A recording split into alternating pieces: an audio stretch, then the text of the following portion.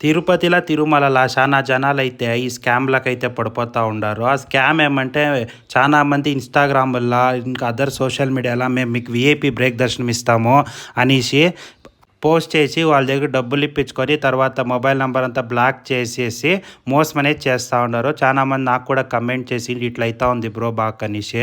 గుర్తుపెట్టుకుండా TTD వాళ్ళు only recommendation లెటర్లో లేదా మీరు డోనర్ లేకుంటే పెద్ద టికెట్లు వస్తాయి కదా శ్రీవారి టికెట్ అట్లా పెద్ద టికెట్లో మాత్రమే ఈ బ్రేక్ దర్శనం అనే దాంట్లో వెంకటరామ స్వామి దర్శనం అనేది చేపిస్తారు.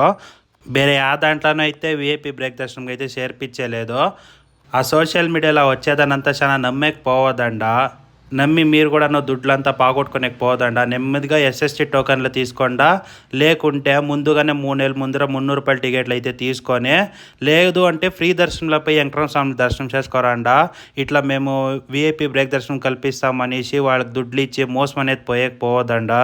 మీలో ఎవరైనా ఇట్లే మోసం పోయి ఒక కమెంట్ చేయండి. చాలా జనాలకి అనేది అవేర్నెస్ అయితే అవుతుంది.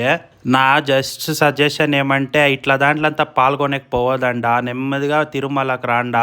అంటే తిరుపతికి వచ్చి కొండపైన మెట్ల ద్వారానో బస్సులోనో వచ్చి ఫ్రీ దర్శనం అయితే ఫ్రీ దర్శనం, ఎస్ఎస్టీ టోకన్ అయితే ఎస్ఎస్టీ టోకన్, లేకపోతే మీరు ముందుగా రికమెండేషన్ లెటర్లో లేకుంటే 300 రూపాయల టికెట్లో లేకపోతే శ్రీవాణి టికెట్లో దివ్య దర్శనం హోమ్ ఇట్లా ఏమట్లన్నా టికెట్ తీసుకొని దాంట్లోనే దర్శనం చేసుకొని పోండా. టీటీడీ ఎట్లాంటి మాత్రమే అలౌ చేస్తుంది.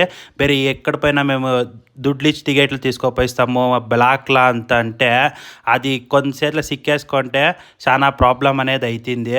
గుర్తుపెట్టుకోండా. నెమ్మదిగా దర్శనం చేసుకొని ఇంటికి అనేది రిటర్న్ రండి. ఇక్కడ వరకు వీడియో చూసాక thank you so much. Om Namo Venkatesaya.